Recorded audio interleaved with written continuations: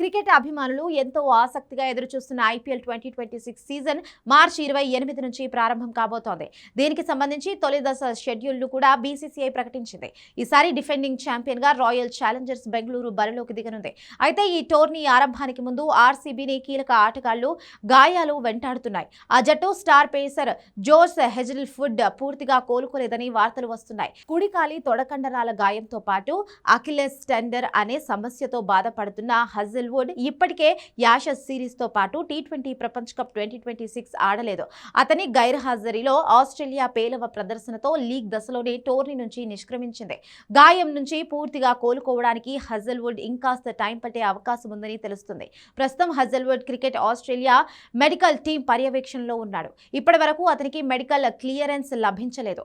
IPL 2026 season మార్చి 28న ప్రారంభం కానున్న సంగతి మనందరికీ తెలిసిందే.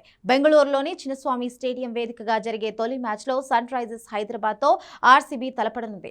ఈ మ్యాచ్ తో పాటు ఫస్ట్ ఫేజ్ టోర్నీకి హజిల్వుడ్ పూర్తిగా దూరమయ్యే ఛాన్స్ కూడా ఉంది. క్రికెట్ ఆస్ట్రేలియా మెడికల్ టీం ఇచ్చే నివేదికపైనే హజిల్వుడ్ ఐపీఎల్ భవిష్యత్తు ఆధారపడి ఉంటుంది. కనీసం టోర్నీ చివరిలోనైనా హజిల్వుడ్ అందుబాటులో ఉంటాడనే గ్యారంటీ లేదు. గత సీజన్లో 12 మ్యాచ్లు ఆడిన హజిల్వుడ్ 22 వికెట్లు తీసి ఆర్సీబీ విజేతగా నిలవడంలో కీలక పాత్ర పోషించాడు. ముఖ్యంగా పవర్ ప్లే, డెత్ ఓవర్స్ లో బ్యాటర్లను కట్టడి చేశాడు. హజిల్వుడ్ దూరమైతే ఆర్సీబీ బౌలింగ్ విభాగం బలహీనంగా మారనుంది.